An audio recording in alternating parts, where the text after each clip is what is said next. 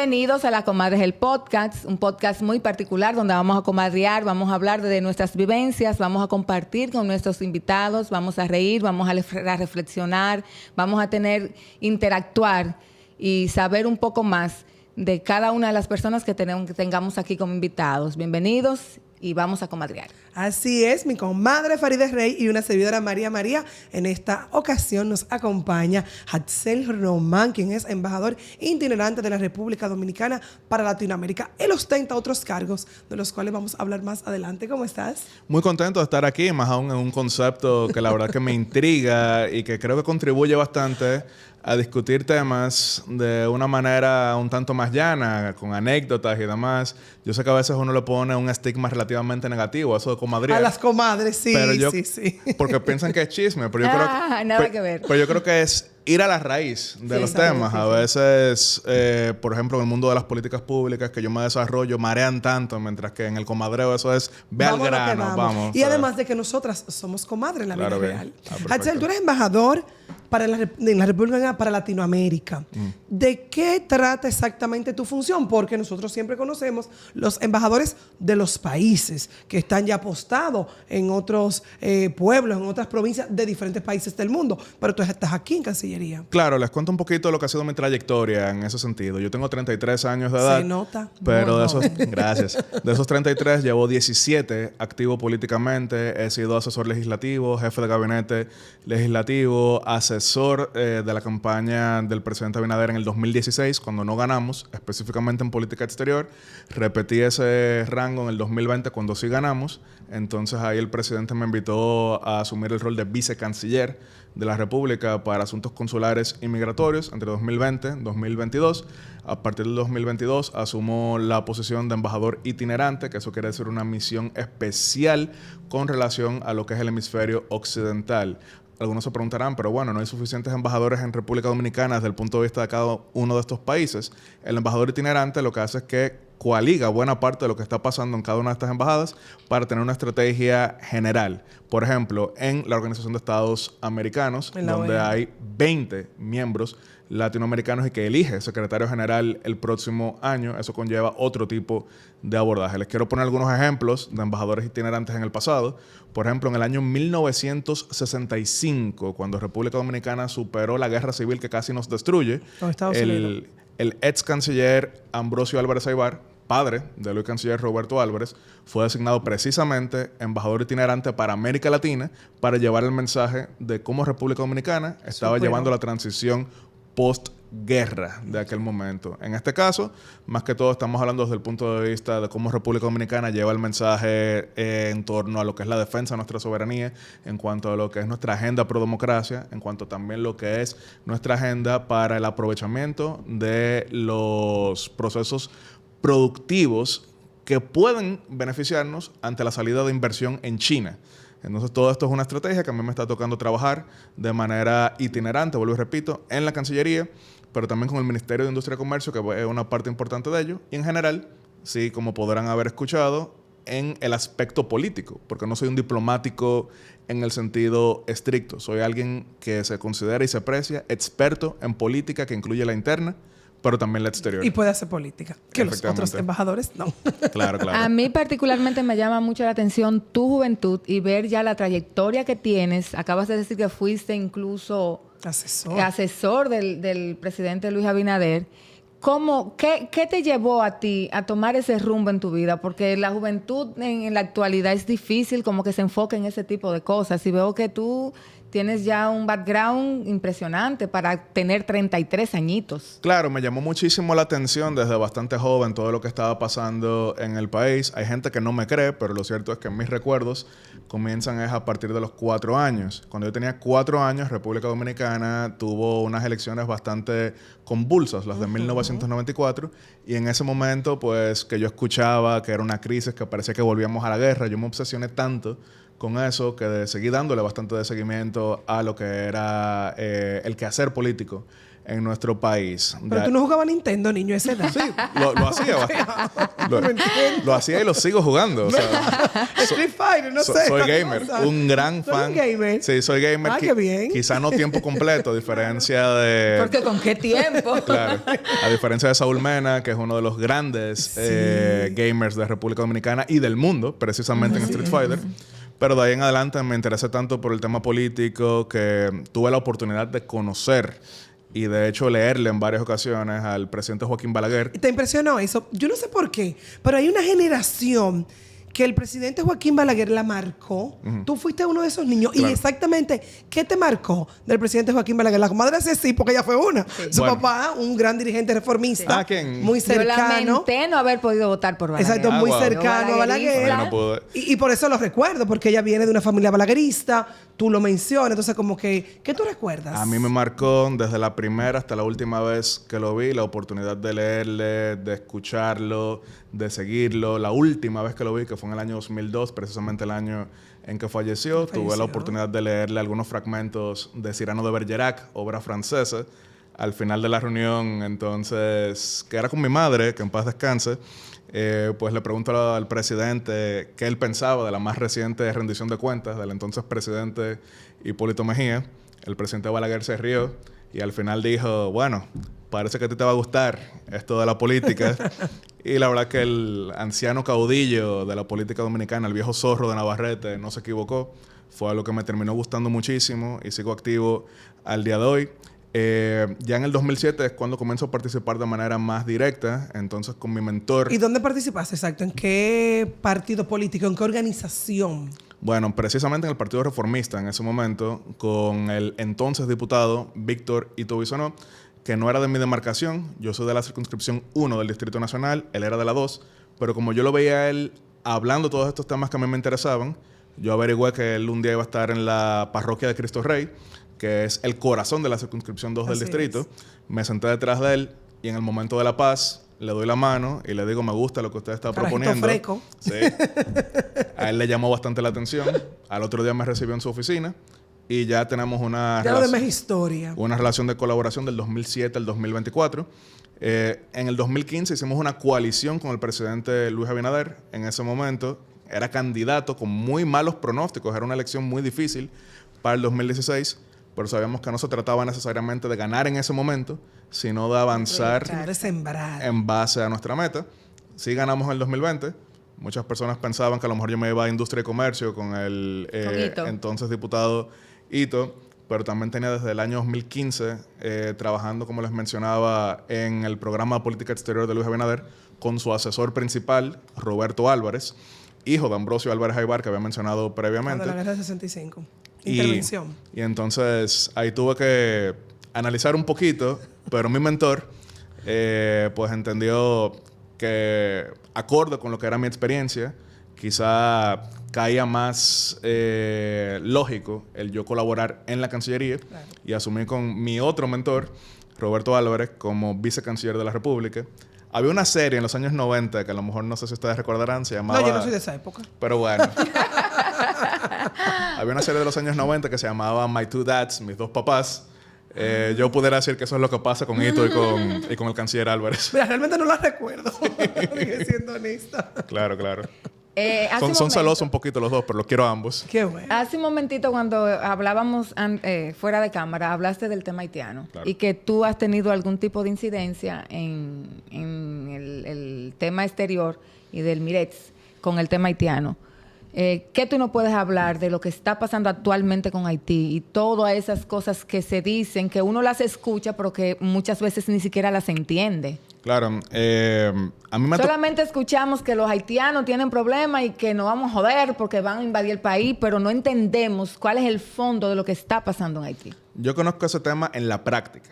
No solamente en la teoría, sino que como vicecanciller de la República, ustedes escriben mi nombre ahora mismo, Yatzel Román, en Google, y secuestros y Haití, van a ver que a mí me tocó dar la cara cuando en 11 ocasiones fueron secuestrados dominicanos.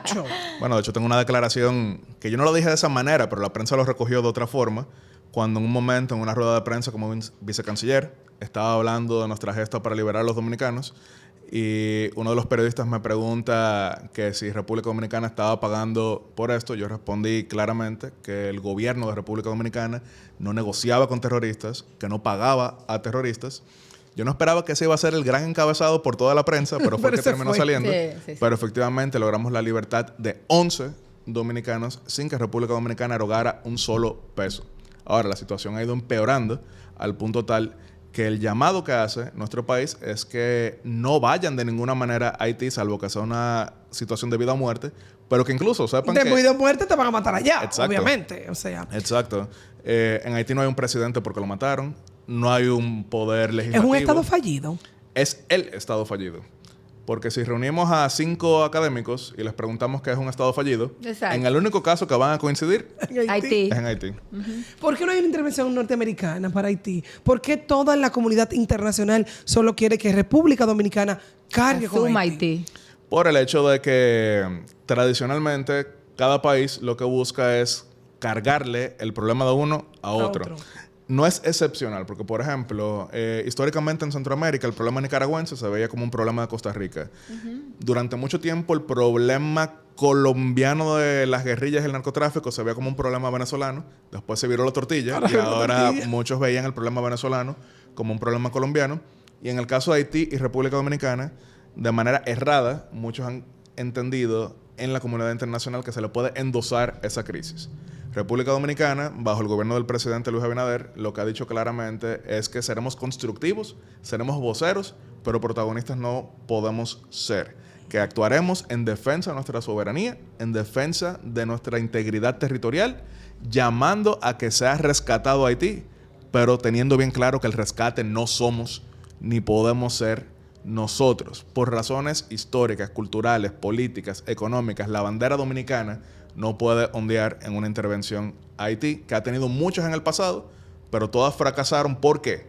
Porque solamente veían lo urgente y no lo importante. ¿Qué era lo urgente? Pacificar Haití. ¿Pero qué era lo importante? Crear una institucionalidad. Eso fue lo que nunca pasó, por ejemplo, entre el 2004 y 2017 con la MINUSTE. En el caso dominicano, pero voy a mencionar 3 casos. República Dominicana, Ruanda y Panamá. Ruanda, que en este año cumple 30 años de aquel genocidio terrible en el cual masacraron al 80% de la población Tutsi en una terrible guerra civil, encontró un liderato responsable y profesional que después del 94 logró reconstruir ese país y hoy es un ejemplo relativamente positivo en el contexto africano. Obviamente no lo vamos a comparar con Suecia, jamás, claro, pero en el contexto africano logró levantarse. Los países de Dinamarca, obviamente. Sí, logró levantarse. En el caso panameño hubo una intervención en el año 1989 para deponer precisamente la dictadura de Manuel Noriega, pero después el liderato logró encaminar de forma tal a Panamá que hoy es uno de los países más exitosos. Con el presidente Guillermo Andara en aquel momento. Y en República Dominicana, sí tengo que decirlo, después de la guerra que destruyó el país, entren a Google ahora mismo, escriban PIB, crecimiento de República Dominicana, en el 65 cayó en un 15% nuestra economía, se destruyó absolutamente todo, 3,000 muertos en solamente 4 meses, pero el liderato moderado, visionario que tuvimos, encabezado desde luego por el presidente Joaquín Balaguer, pero una oposición también leal, cívica y republicana, que lideraban José Francisco Peña Gómez y Juan Bosch, significó que hoy somos uno de los países más moderados, donde más podemos hablar, donde más podemos dialogar y donde más podemos consensuar, porque en el momento clave, nuestro liderato entendió que no se trataba de ellos, sino que se trataba del país.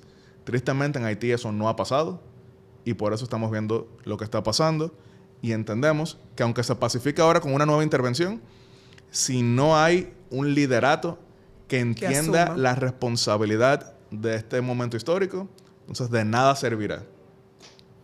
Bueno, a tu modo de ver, el manejo que se le ha dado a la crisis, el presidente Luis Abinader, ¿qué entiendes tú? ¿Ha sido lo positivo y si ha tenido algo negativo? ¿O tú entiendes que el manejo ha sido correcto? Yo entiendo que desde luego en el trayecto uno va aprendiendo ciertas cosas. Con el lente retrospectivo uno siempre tiene una vista 2020. Es muy fácil uno hablar del pasado y decir esto es lo que debió haber ocurrido. Por ejemplo, cuando nosotros llegamos al gobierno en el 2020, en medio de la pandemia, lo que decidimos fue tener una relación cercana, sólida y constructiva con el entonces gobierno haitiano de Jovenel Moïse. Incluso Jovenel Moïse vino a la juramentación de Luis Abinader. Sí. Luis Abinader fue a la frontera en Dajabón con Jovenel Moïse. Hicimos una declaración. Jovenel Moïse sencillamente nos pidió que permitiéramos la cedulación haitiana de sus nacionales que aquí se encontraban para que pudieran votar en el exterior, como lo hacen los dominicanos. Nosotros que le pedimos el apoyo para la construcción de una verja perimetral, que ellos respondieron de manera muy positiva porque entendían que les iba a ayudar a combatir el contrabando. Estaban haciendo relaciones constructivas. Pero Jovenel Moïse lo matan el 7 de julio. Entonces, todo eso... Y se acabó todo. Todo lo que iba por el rumbo positivo se fue a la basura. Y después entonces resulta que los funcionarios de Jovenel Moïse, que hipócritamente se llevaban bien con nosotros, de repente se convirtieron en los mayores enemigos. Sí. Yatzel, hace unos meses atrás, pues se dio un fenómeno de que muchos de nuestros jóvenes se engancharon en la famosa Vuelta por México. ¿Qué opinión te merece esto y qué crees tú o por qué esta juventud se enganchó a esta travesía por varios países donde incluso muchos perdieron sus vidas y ahora llegan a Estados Unidos, a diferentes estados que están peor de cuando estaban aquí, porque al no estar regulado, al no hablar el idioma y cosas que nunca se van a poder regular, ¿qué entiendes tú que pasó, que faltó, el por qué? Ahí también puedo hablar con pleno conocimiento de causa, porque como vicecanciller para asuntos migratorios y consulares, esa era mi cartera. Eso era lo que yo trataba entre el 2020 y 2022. A mí me tocó ir a morgues e identificar cuerpos de compatriotas nuestros jóvenes. Pero peor aún, a mí me tocó confirmarle a familiares que lo que ya ellos sabían era cierto. A mí me tocó decirle a un padre en Baní que su hijo había fallecido, después de escucharlo a él en medio del corazón completamente roto, decir que él era quien le había dado el préstamo al hijo para hacer la travesía. Esa es una vuelta maldita y destructiva, pero tampoco podemos aquí pecar de inhumanos. Hay que entender por qué sucede para poder atenderlo mejor. Vamos a verlo de la siguiente manera. Baní no Baní el municipio, Peravia y zonas aledañas de Asua es donde más han estado saliendo en estos últimos años. ¿Pero por qué? Porque a veces uno pudiera pensar... Por la influencia del que se va y está allá, esa diáspora que le dice, ven que aquí está todo bien, que aquí los cuartos están en la calle, como cuando Balbuena, por ejemplo. Efectivamente, porque vamos a verlo de la siguiente forma. Peravia tiene una diáspora muy importante, principalmente en Massachusetts. En Boston. Los picahielos, esos colmaderos. Sí, en Boston son mayormente vanilejos. Sí. Entonces, del 2020 en adelante, las remesas crecieron tanto que entonces muchos jóvenes pensaron que incluso le estaba yendo relativamente bien, porque repito, algunos de ellos tenían incluso ingresos que eran el triple del promedio, pero ellos pensaban, bueno, si mi vecino, que era menos talentoso que yo, manda $1,000, entonces yo que soy, se supone que el mejor formado, yo me voy para allá y me va a ir mejor. El tema es que en ese momento, por ejemplo, estaba cerrado el consulado americano. Por la pandemia. La desesperación significó que traficantes de miseria vendieran esas ideas. Los metían en furgones con 200 personas en Guatemala. Y, repito, tenemos que aquí ser duros con la trata de personas, con el tráfico ilícito de migrantes, pero también ser duros con las causas.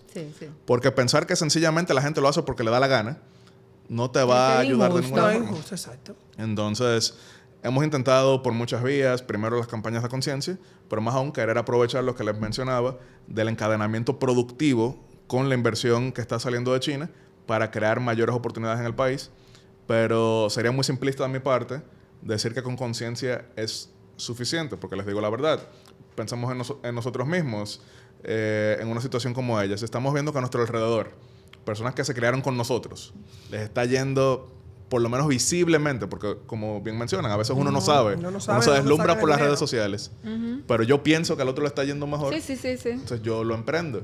Y no va a haber campaña que luche contra eso. Que luche contra eso. Pero es algo bastante preocupante. Fue la razón por la que Guatemala volvió a ponernos visa. Porque en un momento estaban llegando tantos dominicanos a Guatemala para cruzar a México que entonces tomaron esa medida. Otros países han tomado esa medida de retirarnos lo que era la facilidad de no visado para ponernos visados. Solamente Guatemala. Porque eran demasiados. Lo usaban de puente. Pero otros lo están haciendo por otras vías, que es, por ejemplo, llegan a Colombia. De Colombia cruzan la selva del Darién. Es la famosa selva del Darién. En Panamá. Y entonces hacen el trayecto a pie para intentar llegar a Estados Unidos.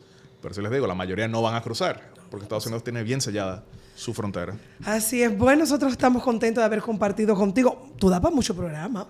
Bueno. Realmente que sí. Síganme invitando. Pero no te podemos dejar ir sin que tú nos hables un poquito quizás del panorama político. ¿Qué tú crees que va a pasar el 19 de mayo? Yo creo que el 19 de mayo no va a haber ninguna sorpresa. Sin embargo, yo creo que tenemos que hablar de lo que viene después del 19 de mayo y lo que viene después del 16 de agosto. República Dominicana, a pesar de que es hoy en día un faro de optimismo en nuestro hemisferio occidental, estamos viviendo de glorias pasadas, en el sentido que todavía faltan muchas reformas de nuestra economía, de nuestra educación, de lo que es nuestra infraestructura para aprovecharla mejor, y esa es la gran agenda legislativa que tenemos por delante. El presidente Luis Abinader en varios momentos dijo que quería ser recordado como el presidente que habilitó las reformas, y yo creo que eso es lo que viene ahora. Nos tocó una guerra, nos tocó una pandemia, nos tocó todo tipo de crisis. Logramos salir a flote de ellos, pero del 16 de agosto en adelante lo que tenemos es que modernizar el país para entonces entrar de lleno en el siglo XXI. Claro que sí, claro que sí. Eso Gracias, es lo que toca. Yatzel. Yo soy María María. Estas son Las Comadres, el podcast. Yo soy María María, mi comadre Farideh Rey. Así que usted debe inscribirse, suscribirse a nuestro canal de YouTube y seguirnos en nuestras redes sociales. Síganos en La Comadres, el podcast en Instagram y nuestro canal de YouTube. Muchas gracias por acompañarnos y gracias a ustedes por estar con nosotras. Bye, bye. Gracias.